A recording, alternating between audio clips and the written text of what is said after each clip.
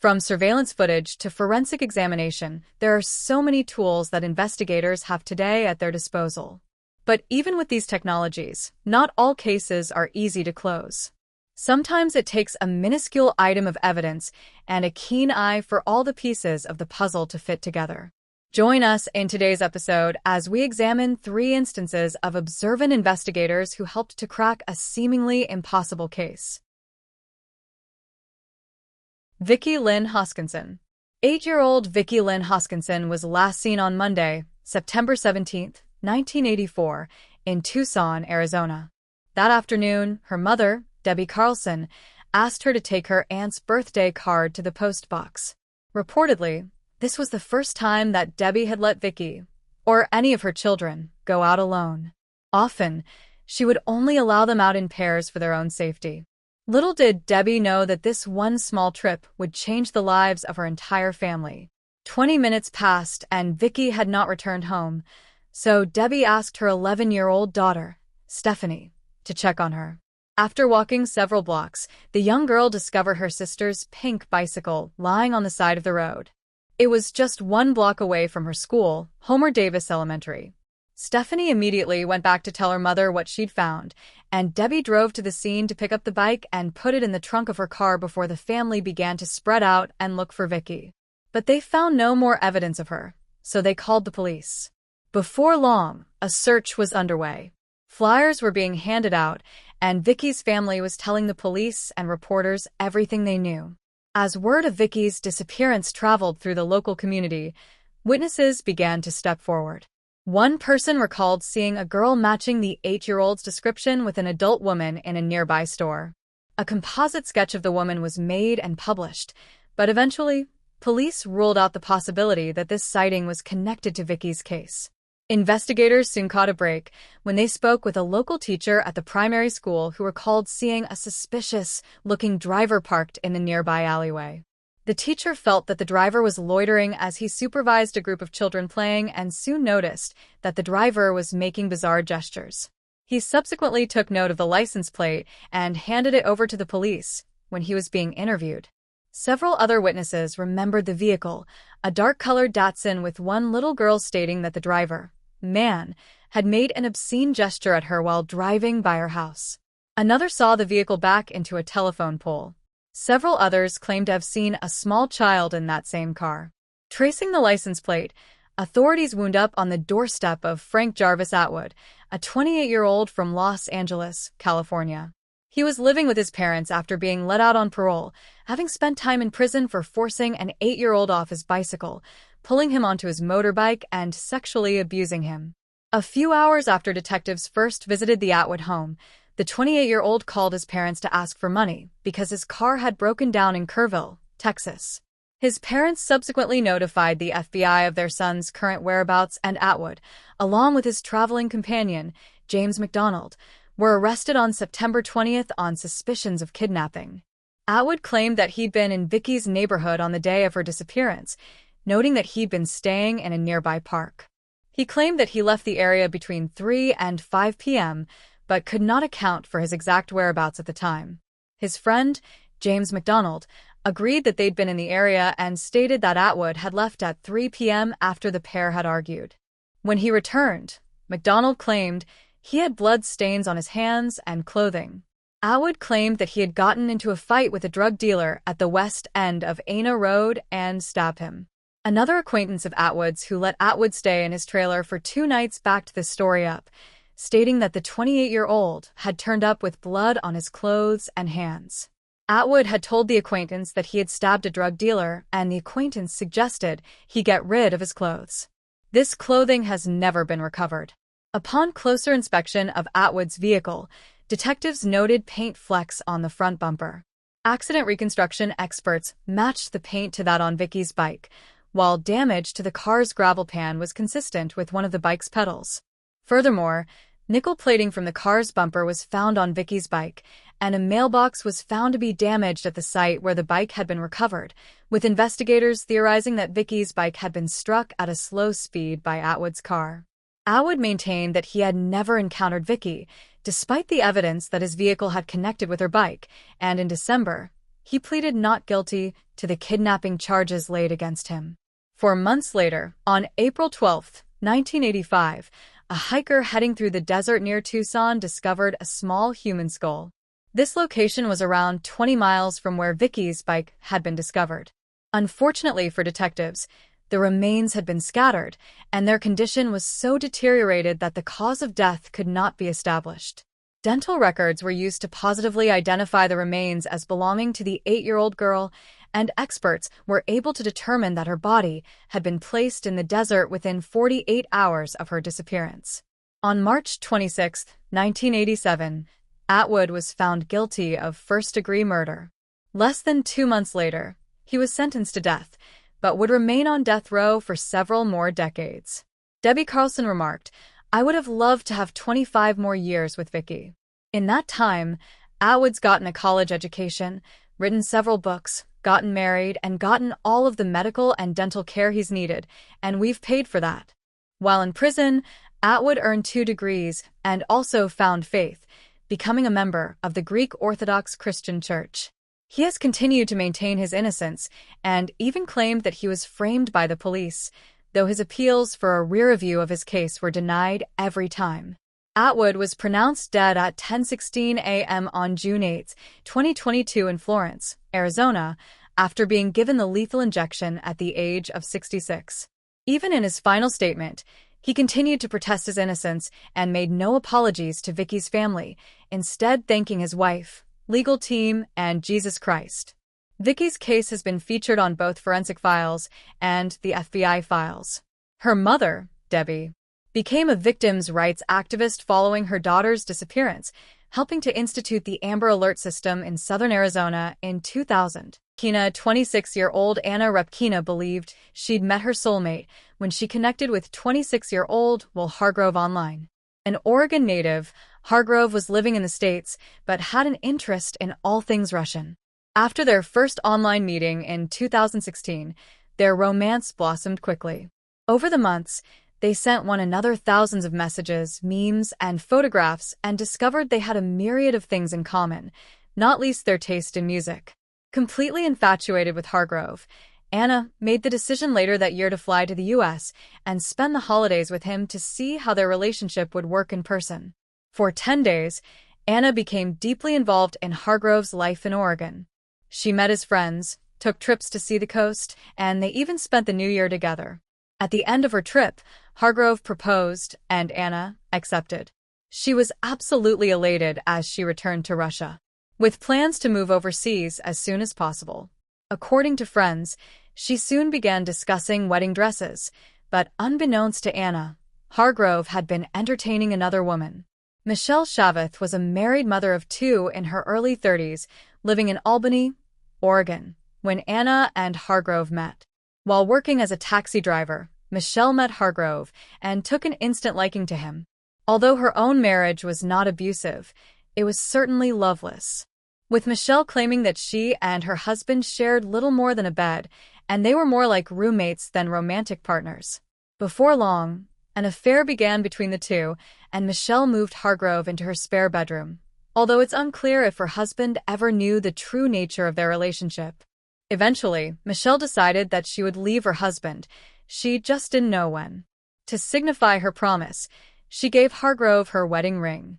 It was the same one that he would later give to Anna. In March 2017, Anna returned to Oregon so that she and Hargrove could plan their wedding. But Michelle, furious that Hargrove had given the 26-year-old her ring, refused to let her stay in her house, forcing Hargrove and Anna to rent an apartment in Corvallis, a small college a short distance away. Eventually, Anna grew suspicious of Hargrove, though, noting that he would often be out of touch for hours, even though he wasn't at work. Instead, he was spending time with Michelle. Tired of everything, Michelle messaged Anna on Facebook, stating that they were sharing Hargrove, but Hargrove told Anna that Michelle was his crazy ex-girlfriend.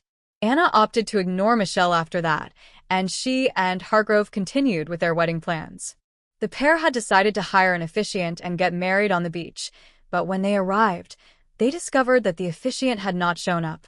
It would later emerge that Hargrove hadn't organized for an officiant or a marriage license. saddened but undeterred, believed they could simply reschedule their wedding date. But before that could happen, Michelle gave Hargrove an ultimatum, asking him to choose her or Anna. Anna's body was discovered on a remote logging road in Alsea on April 17, 2017. She had died from a single shotgun blast to the head. She was surrounded by trash, cigarette cartons, and candy wrappers, but in amongst all of that garbage, detectives discovered a KFC receipt pressed up against a clear plastic bag. It showed the date and time of the transaction, and the number of the debit card used was linked to Kevin Thomas, a friend of Will Hargrove's. According to Kevin, the pair ate KFC together every Friday. When questioned further, he volunteered that Hargrove had recently borrowed his shotgun to, quote, blow off some steam. It would later be recovered from the back of Hargrove's vehicle. Hargrove told everyone, including Michelle, that Anna had packed a suitcase and left him, but in reality, he had been the one to brutally murder her. Hargrove took $800 out of Anna's bank accounts afterwards so that he could pay off his car insurance bill. CCTV also showed him purchasing Lego toys and cigars. In the days following Anna's supposed disappearance, Hargrove exhibited strange behaviors. He began researching time travel and asked strangers online for advice about how to travel back in time and correct a horrible mistake, offering to sell his soul. Furthermore, in an attempt to keep up the ruse, he kept messaging Anna, asking her to get in touch, knowing full well she would never respond. After being brought in for questioning, Hargrove admitted to dumping the trash, but claimed he'd dumped it in a different area of town, not where Anna's body had been found. Shortly afterwards, he asked for a lawyer, and he was subsequently arrested for the murder of Anna Rybkina. He stood trial in October 2009 with Michelle testifying for the prosecution. She admitted to giving Hargrove an ultimatum, but said that she never wanted Anna to be killed just for him to break up with her. The jury deliberated for less than 3 hours, returning a verdict of guilty. Hargrove was given life in prison with the possibility of parole after serving 25 years. Melissa Brannon. 5-year-old Melissa Brannon was last seen on December 3, 1989, when attending a Christmas party with her mother, Tammy, at their apartment complex, Woodside Apartments, in Lawton, Virginia. The pair stayed and mingled with their neighbors for a few hours until around 10 p.m., when Tammy decided they should head home. But just as they were leaving, Melissa asked to go back inside and get some crisps. Her mother agreed, but never saw her daughter again. According to the Washington Post, Tammy began frantically looking around for Melissa and found a window open in a utility room, which prompted her to fear the worst and scream for help. Authorities were quick to arrive on the scene, and the subsequent search for the missing girl involved over 300 volunteers. Although no evidence of Melissa was discovered, the name of a suspect quickly emerged and reached the ears of investigators. Caleb Hughes was the 23-year-old groundskeeper at the apartment complex and had been working there for just 3 weeks. He too was gone at the time of Melissa's disappearance, and his name had come up thanks to several witness statements. According to numerous women at the party, Hughes had attempted to proposition them for sex, while several others observed that he seemed to pay a lot of attention to the children, including Melissa. At one point, he reportedly sat with the little girl and her mother. He bought Melissa a cupcake and told her she was pretty. Shortly after the search began for the 5-year-old, investigators visited the apartment he shared with his wife in Woodbridge, less than 10 miles from the complex. They discovered that he'd placed his entire outfit from the evening into the washing machine, and it had already been washed. Notably, this included his shoes, the soles of which had been cut off, as well as a knife, sheath, and his belt. Hughes' wife stated that he'd put the items there as soon as he'd gotten home. Authorities immediately took the items as evidence. Afterwards, detectives examined his red Honda Civic sedan and seized it so that it could be investigated by forensic experts. Hughes' wife, Carol, was a great help to investigators during this time. She told law enforcement that the 23-year-old had arrived home 2.5 hours late, and it was clear from his odometer that he'd traveled further than normal. She had been tracking the mileage on the car and noticed that he'd driven more than 50 miles that night. Hughes claimed this was because he decided to get a six-pack of beer after work and then take a longer route home. However, detectives didn't believe his story because he claimed to have returned home at 12:30 a.m., but due to state regulations, liquor stores did not sell alcohol after midnight. Perhaps the most notable piece of evidence in this case was the fibers discovered in the front seat of Hughes' car.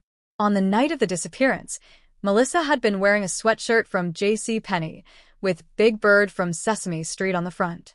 Since they did not have Melissa's sweatshirt or her body, they decided to purchase an identical outfit and compare the fibers of the sweatshirt to those found in the vehicle.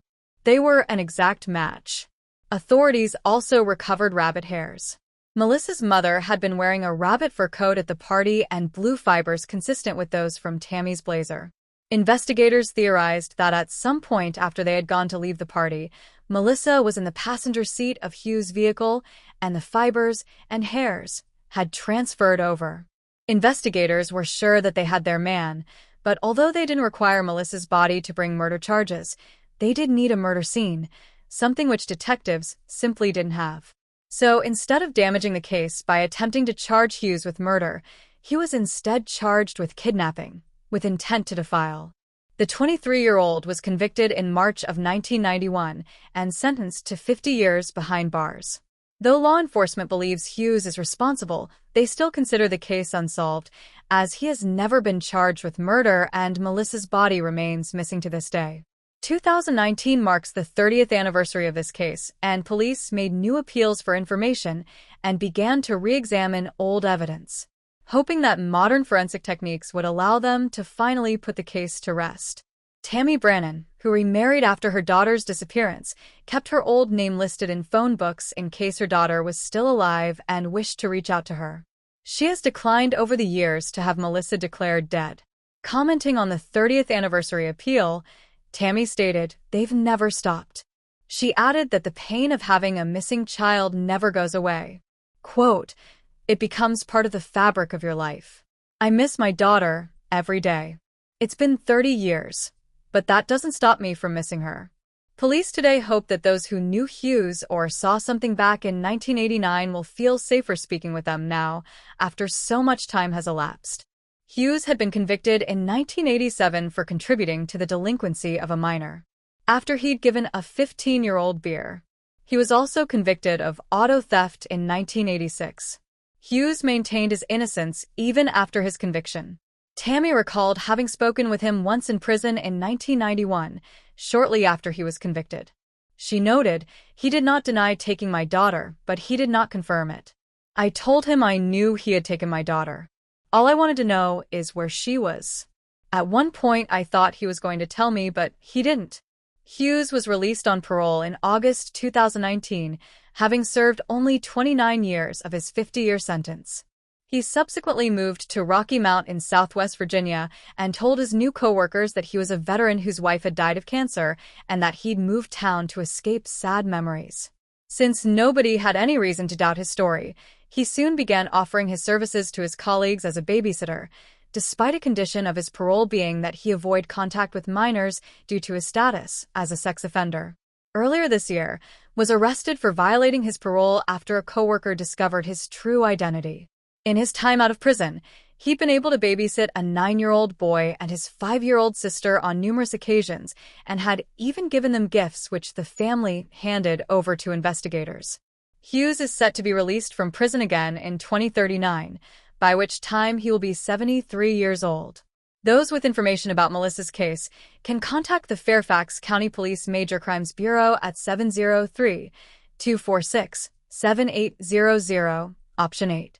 Or alternatively, you can contact the National Center for Missing and Exploited Children at 1-800-843-5678. And there you have the facts.